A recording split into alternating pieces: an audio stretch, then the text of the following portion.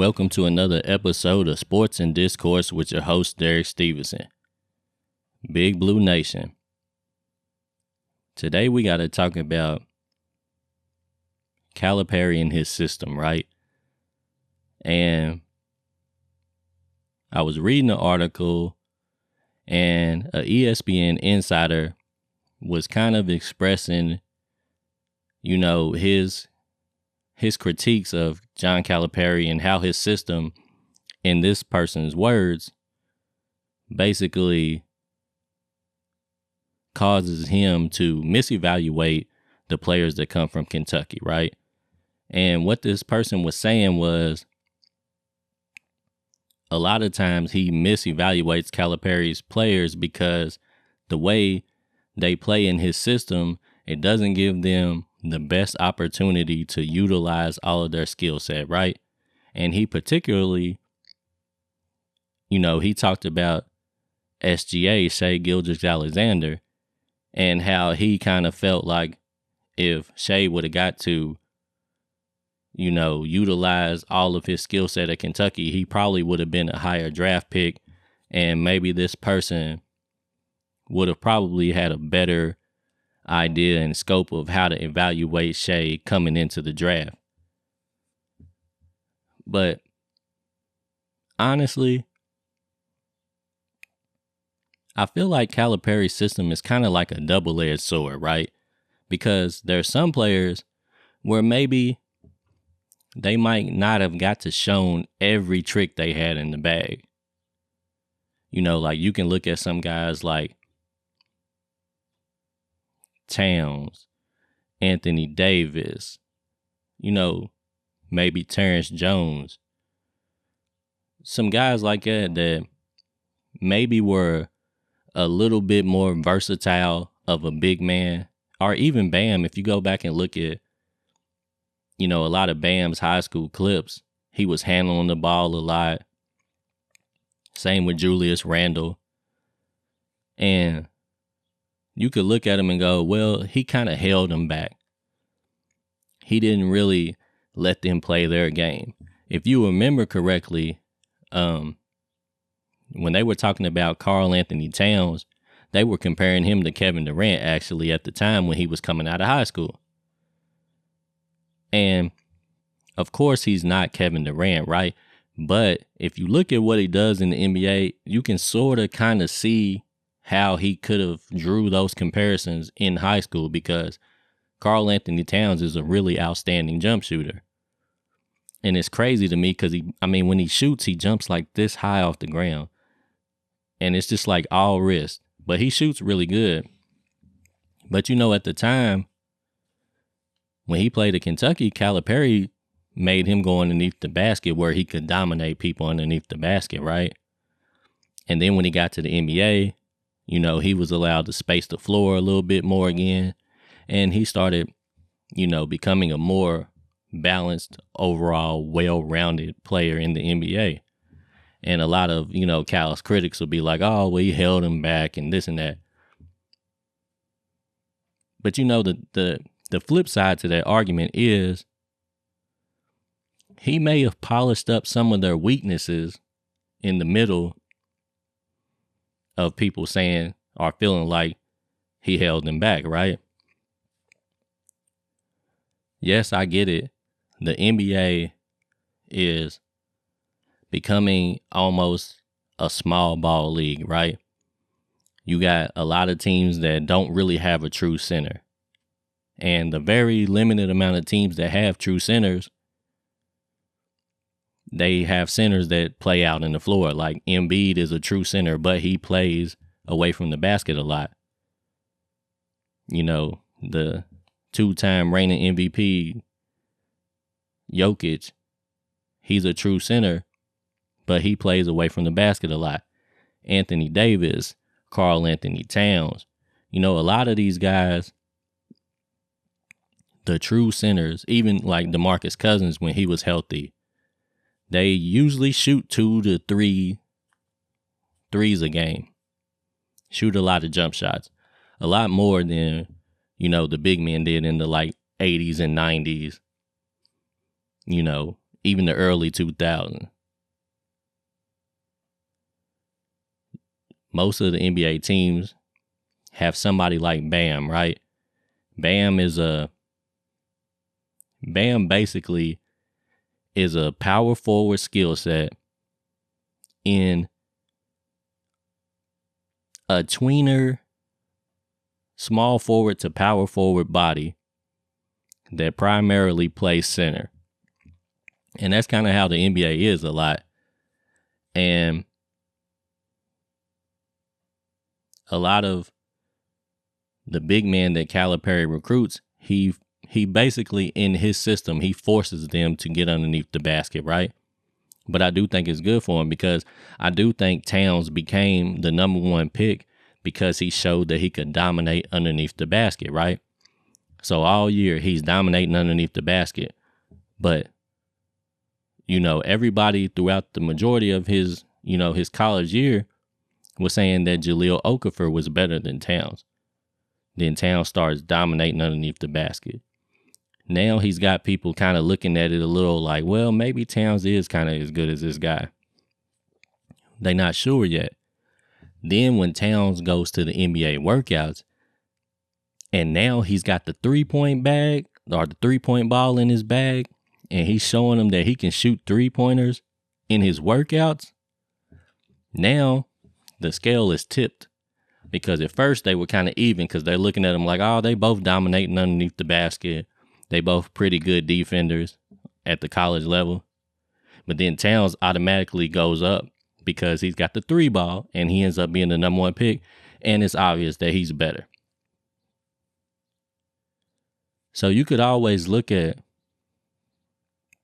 some of those players and say, well, maybe the system actually benefited them. Like, you can look at Immanuel Quickley, right?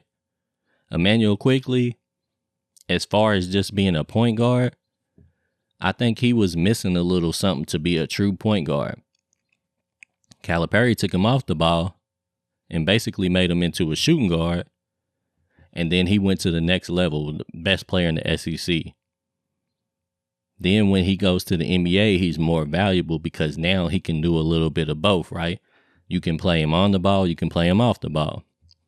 And I feel like more often than not, Calipari's system has helped to overall develop some of his players. I think Shai Gilgeous-Alexander actually benefited from the system, whether this insider wants to admit that or not. I feel like you got a 4-star guard who started the season on the bench. But Calipari's looking at this kid and looking at his ability to get to the basket and see Shai is really long for a guard, pause. But he's got long arms, and Shai was able to dribble, drive, and get all the way to the backboard a lot of times and finish with either hand. And I think that's what actually made Shai Gilgeous-Alexander go to the level that he went to when people even started paying attention to him, because at first I'm pretty sure he wasn't even on any draft boards. So nobody was even really expecting that out of him. But when Calipari put the ball in his hands, he was able to get to the rack at will. And then in the NBA, he just had to polish up his jump shooting, and he was able to become a pretty, almost a star level player. And I feel like a lot of the times, some of the Calipari criticism is fair, but some of it's not. And in this case, I would say sometimes it's not, because a lot of the times he's missing some pieces, right? So he's trying to fit people in where he needs them to be. So some people might play out of position. For instance, like if you remember Isaiah Briscoe, right? Isaiah Briscoe came to Kentucky as a point guard, but he never played point guard at Kentucky. He played small forward. And it just happened to be when he came in, he just kind of came in at the wrong time, right? So he came in and probably thought he was going to start over Tyler Ulis. And then Ulis ended up going to another level. So you can't take Ulis out of the point guard spot. Then Fox comes in, and Fox is better than all three of them. So you can't take Fox out of the point guard position. So Briscoe just never really got a chance to play his position. So yeah, if you look at him in Calipari's system, it may not have benefited Briscoe to be in his system. He might have been one of those ones where it probably hurt him because he didn't get to play his natural position. Now, if he would have got to play point guard for 1 or maybe even 1 to 3 years, he might have developed and been okay. I mean, at the end of the day, Briscoe still did get some run in the NBA. He still got some opportunities to try to play in the NBA. So it's obvious that he does have high talent and high skill level. He just never really got to play his natural position in college. But overall, I would say Calipari's system still, whether it, we got to acknowledge some flaws, right? When, like one of the things that the insider said in his article was he was talking about this year specifically and how if Ty Washington had the ball in his hands and maybe he's trying to utilize the dribble drive offense, everybody's packing the lane, sitting in Oscar Tshiebwe's lap to try to keep Ty from being able to dump the ball to Tshiebwe, because everybody knows Calipari's offense, the dribble drive, he wants his guards to get in the lane and be able to throw alley-oops or drop little dime passes to his centers to where they don't have to really make any moves or do too much thinking. They just dunk the ball. Like, he wants that to happen often as he can in each game. Like, he would prefer for Oscar Tshiebwe to dunk the ball 5 or 6 times off of those easy passes than for him to ever have the ball with his back to the basket and try to make some moves to score. But because the team really wasn't balanced enough, sometimes the dribble drive may have actually hurt the team, because if Ty drives to the hole, everybody's collapsing on Tshiebwe. You throw it out to Wheeler. He's not a great shooter. Throw it out to Keon Brooks. He's not a great shooter. He's an average shooter, but not great. Then you throw it out to Grady, and Grady was battling some injuries, and he kind of had a moment where he was a knockdown shooter, and then he kind of fell off towards the end of the season. So they really didn't have reliable jump shooting. So if you have Ty driving to the basket, he really don't got too many options or too many, places where he can try to get to the score or get the ball to people that can score and at a high efficiency. So when you look at, sometimes the teams are not constructed properly, then maybe his system does look like it hurts the players. But when he has the right players, his system is crazy good. Like when we had the 2012 team with Anthony Davis, and they had a big man that was dominant around the basket on both ends of the court. Then he had Terrence Jones, who could almost give you the same thing, could handle the ball a little bit, shoot outside just a little bit, strong defense, rebounding. Then you had Michael Kidd-Gilchrist, good slashing forward. He wasn't a great jump shooter, but he was big, could rebound, play D, smart. Then you had T that could get to the basket. Then you had Lamb, who was a crazy good knockdown shooter. Then you had, Darius Miller coming off the bench, who was basically like Kidd-Gilchrist, but with jump shooting. And when he had all the pieces necessary, his system was crazy good, and they dominated pretty much everybody the whole season. So I can't really say that I think Calipari's system is terrible. I just think it's predicated on him having a certain type of athlete that can execute it properly. When he has the players that can execute it properly, his teams are highly successful. But sometimes you might have some players that really, they might have weaknesses in their game, And he just doesn't tailor his offense to one player. Like, he just never does that. His system is designed for everybody to be successful together. So he doesn't do a whole lot of like screening to get one person open. And, maybe you can knock him for that. Maybe you should say, well, maybe if he has a player like, such and such, maybe he should design some plays just to get him the ball, just to get him these type of looks. Or maybe you should run this type of offense to be successful because you got this player. You can argue that. But overall, who's better at producing pro athletes than John Calipari? I don't see anybody. I mean, if you look in the NBA right now, you got Anthony Davis, who when healthy can play at a high level. DeMarcus Cousins played at a high level when he was healthy. Julius Randle's capable of playing at a high level. John Wall has played at a high level. Fox can play at a high level. He kind of tailed off a little bit, but it's probably more due to his team being unsuccessful overall. But Fox can play at a high level. Jamal Murray can play at a high level. Booker plays at a high level. It's just so many guys. Bledsoe was above average. Stein was average, but still, he's better than the majority of these other big schools, big men that they send to the league. Like, what big man has North Carolina sent to the league that's better than Stein? Not really. Not many, if any. And I'm specifically talking about, while this one and done era has been happening, right? Look at Duke's big men. I mean, you got Zion. What other big men have they really produced that's successful? If you really look at Duke's system is the one that is kind of like, maybe it's, to me, I would say that about Duke's system, right? Because if you look at a lot of the players,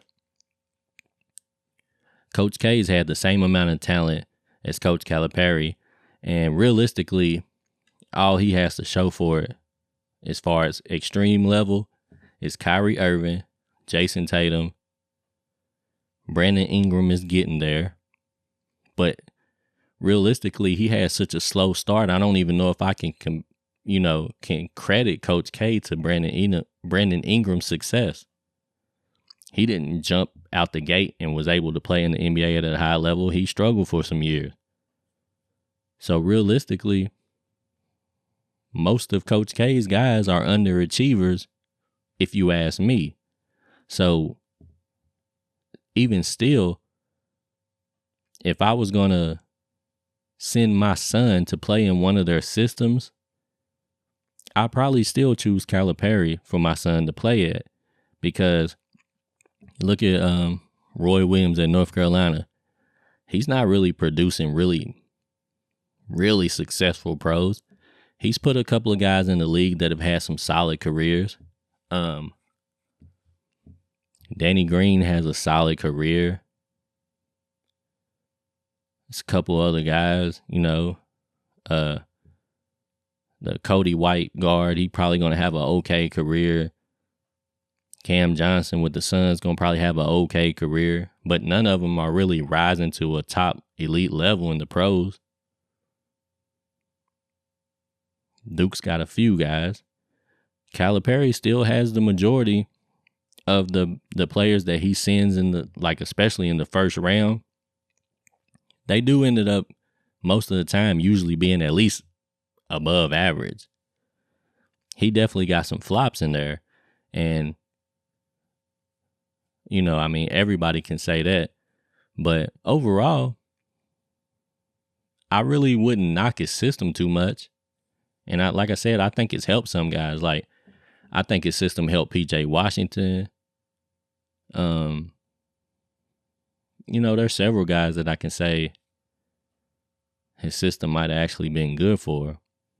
Yeah, you can go back and redraft some of these, players, and they would be higher. Of course, you can look at Shai now and say yeah, he should have been drafted higher. But I think I think Shai's jump shot is probably more what held him back at the time than Calipari's system would, I would say. And I'm not just trying to be like, hooray for Calipari. It's a tough situation to be in because, I've had so many conversations with people about this situation, and, a lot of people, when they want to discredit Calipari, they go, well, all them players was going to the NBA anyways. And I'm like, well, the majority of McDonald's All-Americans usually end up being the best players. They usually end up getting a little bit of an opportunity to play in the NBA. But if you look at Calipari's versus Duke's and North Carolina's, his are still more successful once they reach the NBA. And you can take that for whatever it's worth, but it just really is the truth. Coach K's had some guards that, I forget the kid's name. I think it was like Trey Duval or something like that. I don't even think he got drafted, and he was the number 1 point guard. You look at Austin Rivers. He's had an okay career, but I mean, he was like ranked what?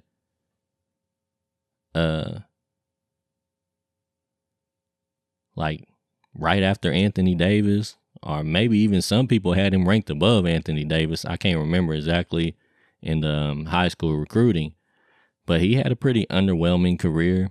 I mean, the list just goes on and on with Duke players. In North Carolina, their pros that play at a high level is almost non-existent.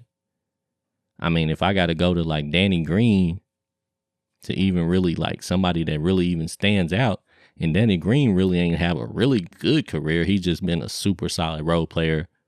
And, he's been a key piece to some strong teams. But I still, me personally, I still got to give Calipari some credit for that. People say, well, how much coaching is he really doing, in 1 year? It's hard to say. I can't necessarily say how much development is really due to him and his system, or just the player just being a year older, a year stronger, a year more experienced. I can't really say. I don't know how much coaching is really happening. I don't know how much these young kids are actually allowing him to coach them, or, how much they're actually soaking in, and how much, improvement they're making based on him. It's hard to really say, but the one thing you can compare is his players to other teams or other coaches' players. And I just think when you do it that way, he's still head and shoulders above the rest. He's so much better at producing pro athletes that's why a lot of the fans are probably frustrated with him as a college coach. Because when you look at how some of these players end up developing 2 or 3 years later after they, leave Kentucky, and you just be like, man, like we didn't really get nothing out of this dude. Another kid like Brandon Boston that was mentioned in that article, we really didn't get much out of Brandon at Kentucky. So, was he just not working hard enough at Kentucky, or did the system not work for him, or did it help him? And now he's just, has grown from the system. Who really knows, man? But anyways, I ain't going to keep harping on it. You let me know. How do you feel about it?